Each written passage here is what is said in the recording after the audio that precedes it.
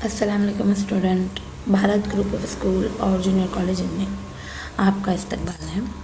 میں آپ کے میزبان میں آج آپ کا اردو کا لیکچر لینے جا رہی ہوں۔ پچھلے دفعہ لیکچر میں ہم نے پڑھا تھا ڈرامہ رستم و سہراب کے بارے میں، جس میں ہم نے جانا کہ یہ ایک رسم نظم ہے جسے لکھا ہے، جس کا ترجمہ کیا ہے، یہ ایک فارسی ڈرامہ ہے۔ اس فارسی ڈرامے کا اردو میں ترجمہ کیا ہے اردو کے مشہور ڈرامہ نگار یا جنہوں نے ترجمہ کیا ہے انہیں ہندوستان کا شیکسپیئر کہا جاتا ہے یا اردو زبان کا شیکسپیئر کہا جاتا ہے۔ ان کا نام ہے آغا حشر کاشمیری، اور آغا حشر کاشمیری مختلف کمپنیوں سے جڑے رہے اور انہوں نے بہت سارے ڈرامے لکھے۔ پچھلی دفعہ ہم نے پڑھا کہ کس طرح رستم اور سہراب ایک دوسرے کے آمنے سامنے ہیں، لیکن ایک دوسرے کی حقیقت سے واقف ہے کہ وہ دونوں خون کے رشتے سے جڑے ہوئے ہیں۔ ہم آگے پڑھتے ہیں اور سمجھتے ہیں کہ اب آگے کیا ہوگا۔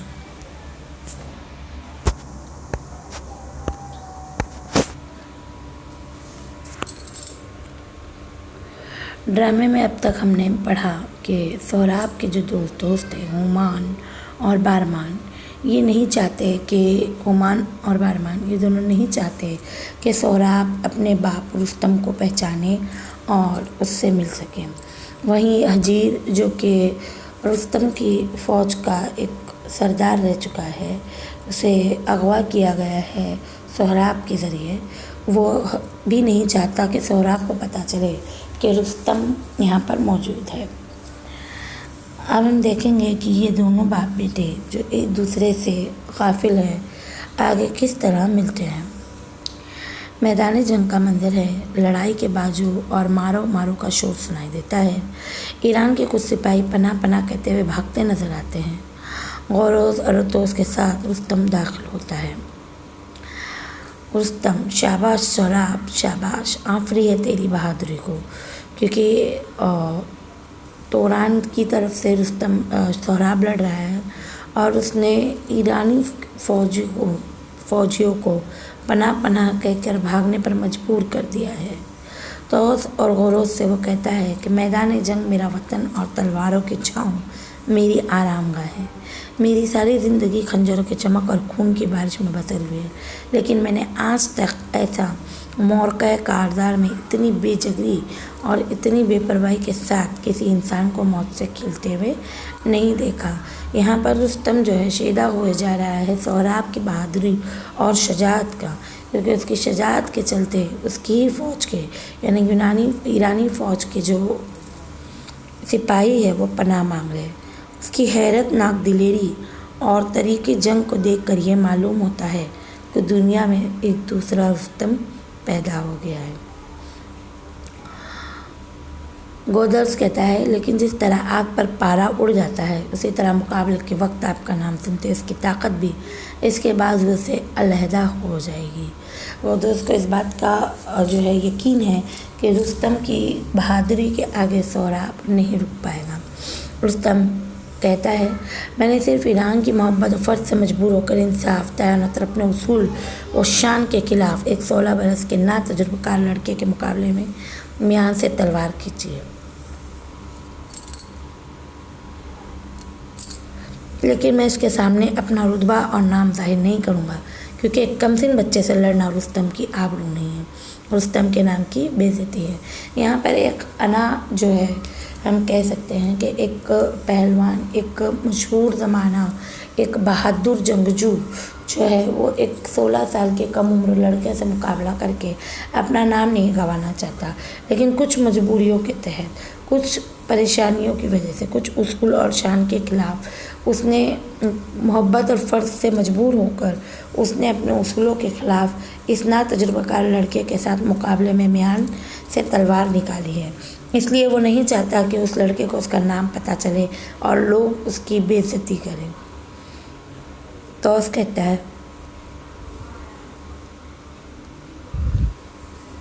وہ دیکھیے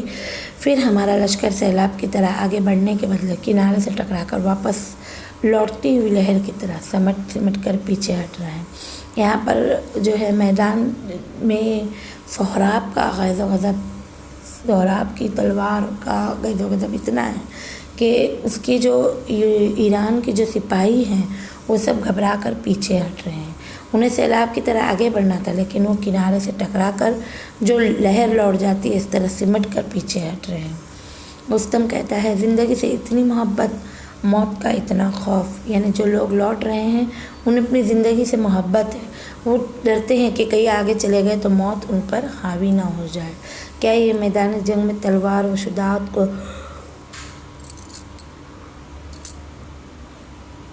ذلیل کرنے آئے تھے؟ جاؤ ان سے کہو کہ مایوس نہ ہو، رستم زندہ ہے اور ایران کا اقبال بھی زندہ رہے گا۔ گودر درتوس جاتے ہیں، اندر دوبارہ شور ہوتا ہے۔ ان بزدلوں کی روح میں غیرت کی روشنی بجھ گئی، اس لیے انہیں فرض کا راستہ دکھائی نہیں دیتا۔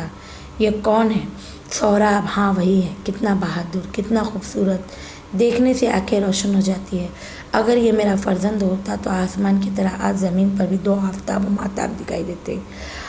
وہ موت کی تلاش میں اسی طرف آ رہا ہے۔ واپس جا سہراب، اگر تیرے ماں باپ زندہ ہے تو ان کے بڑھاپے اور ارمانوں پر رحم کر اور واپس جا۔ نادان، تو ایران میں رستم سے نہیں اپنی قسمت سے جنگ کرنے آیا ہے۔ یہاں پر رستم جو ہے پہلے تو اپنے جو ایران کے سپاہی ہیں ان کی بزدلی اور ان کی موت کے خوف کی وجہ سے جھنجھلا جاتا ہے، ان سے پریشان ہو جاتا ہے اور کہتا ہے کہ ان کے اندر بزدلوں کی روح میں غیرت کی روشنی بالکل نہیں رہ گئی ہے، انہیں پتہ نہیں ہے کہ انہیں فرض کا راستہ اپنانا ہے۔ اور یہ سہراب ہے۔ سہراب اتنا خوبصورت ہے، اتنا بہادر ہے کہ اس کو دیکھ کر ہی آنکھیں روشن ہو جاتی ہیں۔ اگر رستم سوچتا ہے کہ اگر وہ میرا بیٹا ہوتا، میرا فرزند ہوتا، تو جس طرح آسمان پر چاند اور سورج ہوتے ہیں اسی طرح زمین پر بھی چاند اور سورج ہو جاتے ہیں، یعنی وہ اپنے آپ کو آفتاب و ماہتاب سے تشبیہ دے رہا ہے۔ اب وہ رستم سے، سہراب سے مخاطب ہو کر کہتا ہے کہ سہراب واپس چلے جا، اگر تیرے ماں باپ زندہ ہے تو ان کے بڑھاپے اور ارمانوں پر رحم کر، واپس جا، اسے یقین ہے کہ میں اسے ختم ضرور کر دوں گا۔ سہراب کا داخلہ ہوتا ہے، دشمن کے سپاہیوں کو بھاگتے دیکھ کر چہرہ آگ ہے اور دل برف، خوف کی آندھی میں ریت کے ذروں کی طرح اڑتے پھر رہے ہیں۔ شاید ان بزدلوں کے عقیدے میں بھاگنے ہی کا نام بہادری ہے کہ کاؤس تیری قسمت کے روشن دن کی شام آ گئی، کل میرے قدم تیرے تخت پر اور تیرا تاج میرے قدموں پر ہوگا۔ سہراب یہاں پر جو ہے اپنے آپ سے مخاطب ہے اور دیکھ رہا ہے کہ کس طرح سپاہی بھاگ رہے ہیں۔ انہیں دیکھ کر وہ کہتا ہے کہ ان کا چہرہ تو آگ ہے، ان کے اندر قوت ہے، ہمت ہے، طاقت ہے، لیکن ان کا دل برف کی طرح ٹھنڈا ہے، ذرا سی آندھی ریت کے ذروں کی طرح ان کو اڑا رہی ہے۔ شاید ان بزدلوں کے عقیدے میں ہی بھاگنے کو بہادری کہا جاتا ہے، یعنی ان کے یہاں پر شاید یہی ہو کہ اگر انسان اپنی جان بچا لے تو اسے بہادر سمجھا جاتا ہے۔ کیکاؤس جو بادشاہ ہے اسے مخاطب کر رہا ہے اپنے آپ سے کہتے ہوئے کہ تیری قسمت کے روشن دن کی شام آ گئی، یعنی اب میں، یعنی رستم آ گیا ہے، سہراب آ گیا ہے اور تیرے تخت و تاج کو میں ختم کر دوں گا۔ وہ اس یقین کے ساتھ آگے بڑھ رہا ہے۔ رستم سہراب سے مخاطب ہوتا ہے۔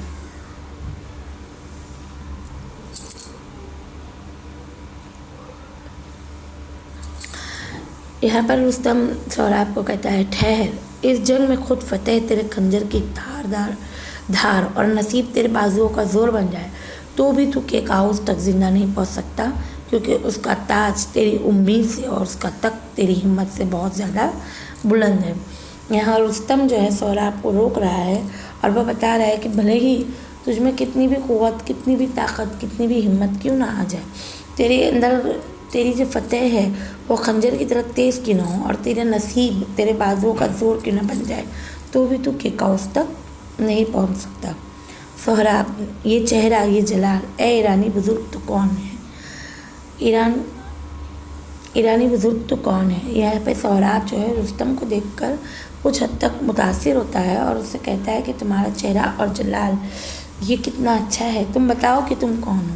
لیکن رستم کو اپنی انا گوارا ہے، وہ نہیں چاہتا کہ کسی کو پتہ چلے کہ رستم نے ایک 16 سال کے کم سن لڑکے کے ساتھ مقابلہ آرائی کی، اس لیے اپنا نام نہ بتاتے ہوئے کہتا ہے کہ میں ایران کا نمک خوار ہوں، شہنشاہ کیکاؤس کا جانشین ہوں۔ اس پر رستم کہتا ہے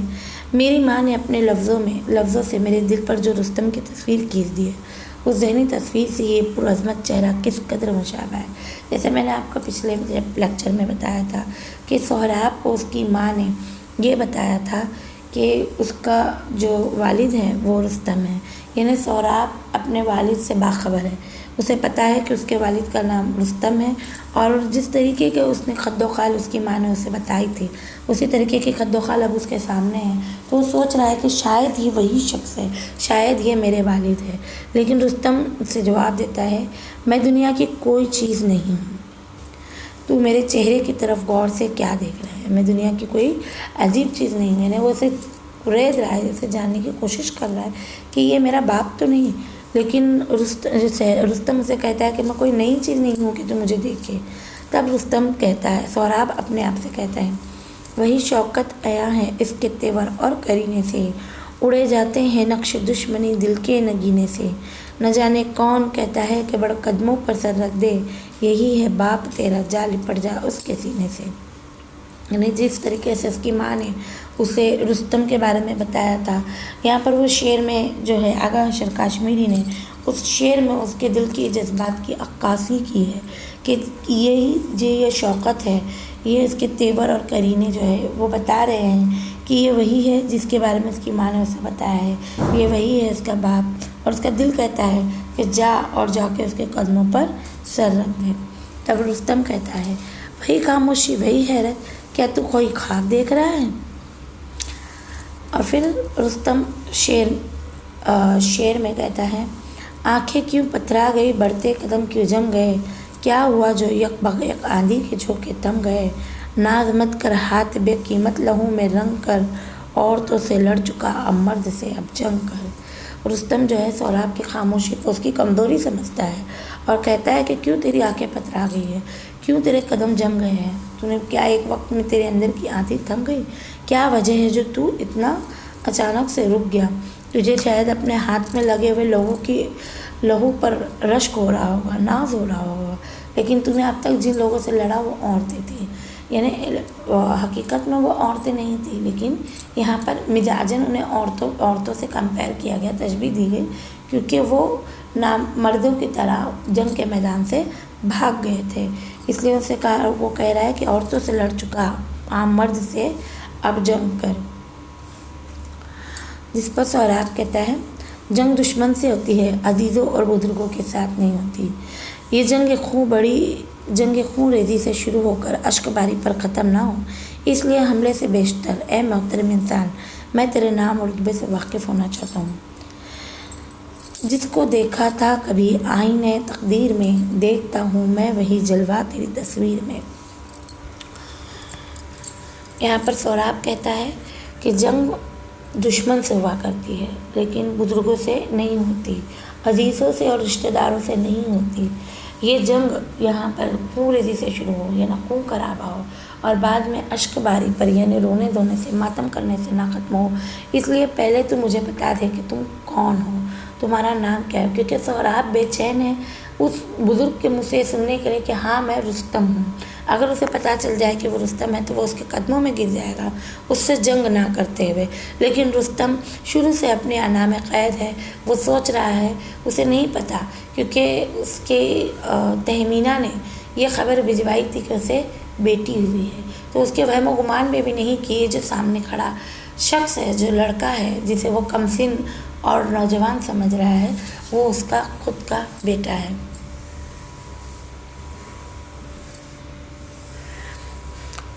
رستم کہتا ہے کہ تو عجیب طرح کی گفتگو کر رہا ہے، اس کی گفتگو اسے سمجھ نہیں آ رہی ہے، کہیں ایسا تو نہیں کہ موت کے خوف سے دیوانہ ہو گیا؟ پوچھتا نام و نشاء اس جنگ کے انجام سے، لڑنے آیا ہے یہاں مجھ سے کہ میرے نام سے؟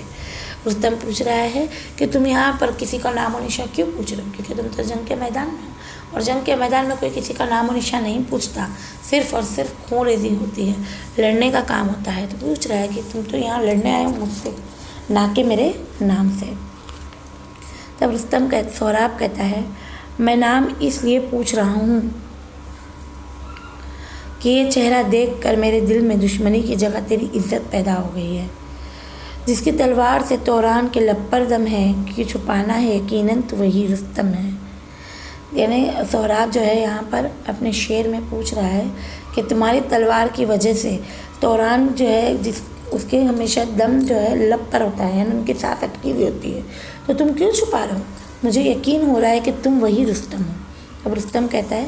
رستم شیروں سے، اژدہوں سے، بہادری کے طوفان سے لڑتا ہے۔ اپنی عمر، رتبے اور شہرت کی توہین کرنے کے لیے جنگ کے میدان کوما کی گود سمجھنے والے ناسمجھ لڑکوں کا مقابلہ نہیں کرتا۔ یعنی رستم یہاں پر سہراب کو ایک ناسمجھ اور کم سن لڑکا بتاتے ہوئے اسے کہہ رہا ہے کہ رستم تو شیروں اور اژدہوں سے لڑتا ہے، میری طرح تمہارے جیسے نوسکھیے اور جنگ کے میدان کو ماں کی گود سمجھنے والے لڑکوں سے نہیں لڑتا۔ کانپ اٹھتا دیکھتے ہی موت کی تصویر کو، جنگ میں رستم نایا دے دعا تقدیر کو۔ اس نے کہا کہ اگر تم اسے دیکھ لیتے، اس کی تصویر کو دیکھ لیتے تو تم کانپ اٹھتے، اس طرح دعا دو اپنی تقدیر کو کہ تم جنگ کے میدان میں رستم نہیں آئے، جبکہ رستم خود وہاں موجود ہے لیکن وہ اسے بتانا نہیں چاہتا۔ سہراب کہتا ہے، بہادر بوڑھے، میرا دل نہیں چاہتا کہ تجھ پر حملہ کروں، میں منت کرتا ہوں کہ مجھے غفلت کے اندھیرے میں نہ رکھ۔ اگر واقعی تو رستم ہے تو میں تلوار پھینک کر، ہاتھ جوڑ کر، دو زانوں بیٹھ کر تیرے قدموں کو بوسہ دوں گا اور عزت و ادب کے ساتھ سر جھکا کر تیری بزرگی کو سلام کروں گا۔ یہاں پر سہراب کہہ رہا ہے کہ اگر تو نے مجھے بتا دیا تو میرا دل نہیں چاہتا ہے، میرا دل گواہی نہیں دے رہا ہے، کیونکہ وہ جانتا ہے، اس کے دل کو یقین ہے کہ یہ وہی رستم ہے جس کی تصویر اس کی ماں تہمینہ نے اسے بتائی ہے، اور یہ جانتا ہے کہ وہ اس کا والد ہے اور اپنے والد محترم کی عزت اس پر فرض ہے، تو وہ اس سے منت کرتا ہے، اس سے درخواست کرتا ہے کہ تم مجھے غفلت کے اندھیرے میں نہ رکھ کر اگر تم واقعی بتا دو کہ تم رستم ہو تو میں تلوار کو پھینک دوں گا، دونوں ہاتھ جوڑ کر دو زانو ہو کر تمہارے قدموں میں بیٹھ جاؤں گا اور تمہارے قدموں کا بوسہ دوں گا اور عزت و ادب کے ساتھ تمہاری بزرگی کو سلام کروں گا۔ رستم دنیا پر یہ ثابت کرنے کے لیے کہ سہراب نے رستم جیسے یکتائے زمانہ دلیر سے جنگ کی تھی، تو دھوکہ دے کر مجھ سے رستم ہونے کا اقرار کرانا چاہتا ہے۔ یعنی یہاں پر رستم کو یہ شک آ رہا ہے کہ یہ چاہتا ہے کہ میں قبول کر لوں میں رستم ہوں، اور پھر یہ لوگوں کو بتائے کہ میں اتنا کم عمر ہو کر ایک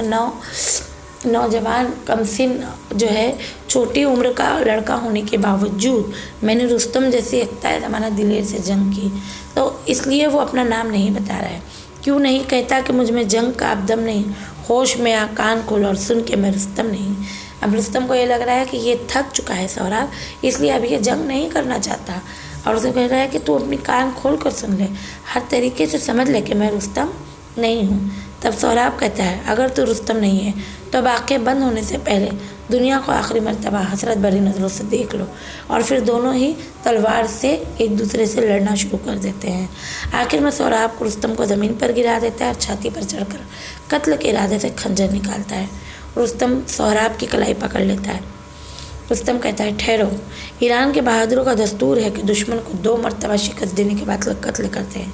اگر تجھے اپنے بازوؤں کی طاقت پر بھروسہ ہے اور تیرے دل میں بہادروں کے دستور کی عزت ہے تو مجھے کل نصیب آزمائی کا ایک اور موقع دے، کل کا فیصلہ قسمت کا آخری فیصلہ ہوگا۔ یہاں پر رستم جو ہے چالاکی کرتا ہے، وہ سمجھ جاتا ہے کہ اب اسے سہراب ہرا دے گا اور وہ ختم ہو جائے گا، لیکن اس لیے وہ چالاکی کرتے ہوئے کہتا ہے کہ ایران کے بہادروں کا دستور ہے کہ دشمن کو 2 مرتبہ شکست دیتا ہے، 2 مرتبہ اسے ہراتا ہے۔ اگر تجھے اپنے بازوؤں کی طاقت پر بھروسہ ہے اور تیرے دل میں بہادروں کے دستور کی عزت ہے، یعنی ہمارے دستور کی عزت ہے، تو کل تک تو مجھے موقع دے، کل میں پھر نصیب آزمائی کروں گا، کل کا فیصلہ قسمت کا آخری فیصلہ ہوگا۔ جس پر سہراب کہتا ہے، کیا اتنی مختصر مدت میں فتح و شکست کا اصول ہرن اور شیر کی فطرت کا قانون بدل جائے گا؟ یعنی یہاں پر سہراب اپنے آپ کو شیر اور رستم کو ہرن بتا رہا ہے، کیونکہ وہ شکار ہوتے ہوتے رہ جا رہا ہے، وہ اسے مدت دے دیتا ہے۔ اگر تجھے یقین ہے کہ رات بھر کی خوشامد سے صبح کو تیری قسمت مدد کے لیے آمادہ ہو جائے گی تو اچھا، حفاظت زندگی کی اس آخری کوشش کے لیے تجھے کل تک کی مہلت دیتا ہوں۔ سینے سے اٹھ کر مرد کا زیور بہادری اور بہادری کا زیور رحم ہے، کہتے ہوئے رستم چلا جاتا ہے۔ تو بچوں، یہ لیکچر بہت بڑا ہو رہا ہے، میں کوشش کروں گی آپ کو نیکسٹ لیکچر میں باقی کا ڈرامہ سمجھانے کی۔ تب تک کے لیے اللہ حافظ۔